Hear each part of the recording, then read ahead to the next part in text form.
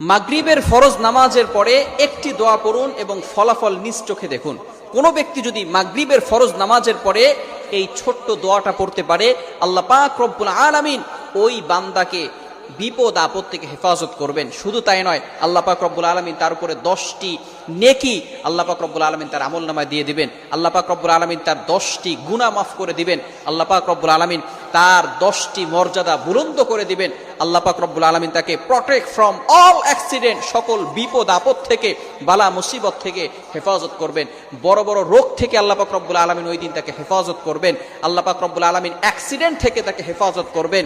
আপনাকে যদি ঘরের ভিতরে আগুন লেগে যায়, আগুন লাগা থেকে আল্লাহ পাক রব্বুল আলামিন আপনাকে হেফাজত করবেন, যদি খালি আপনি একটি আমল করতে পারেন। শুধু তাই নয়, আল্লাহ রাসূল সাল্লাল্লাহু আলাইহি ওয়াসাল্লাম বলে দিয়েছেন, সারা রাত ধরে ওই বান্দার জন্য ফেরেশতারা আল্লাহ তাআলার কাছে দোয়া করতে থাকবে। শুধু তাই নয়, 4 জন গোলাম আজাদ করলে যে সওয়াব হয়, সেই সওয়াব আল্লাহ পাক রব্বুল আলামিন তার আমলনামায় দিয়ে দিবেন।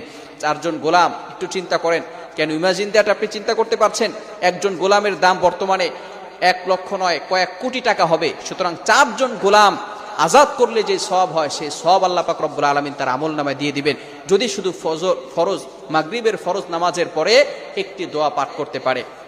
দলিলটি কোথায় রয়েছে, হাদিসটি কোথায় রয়েছে? মুসান্নেফে আব্দুর রাজ্জাক এই কিতাবের 3192 নম্বর হাদিসের ভিতরে রয়েছে।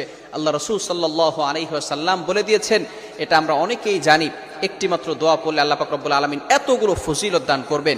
লা ইলাহা ইল্লাল্লাহু ওয়াহদাহু লা শারীকা লাহু লাহুল মুলকু ওয়া লাহুল হামদু ওয়া হুয়া আলা কুল্লি শাইইন কাদির।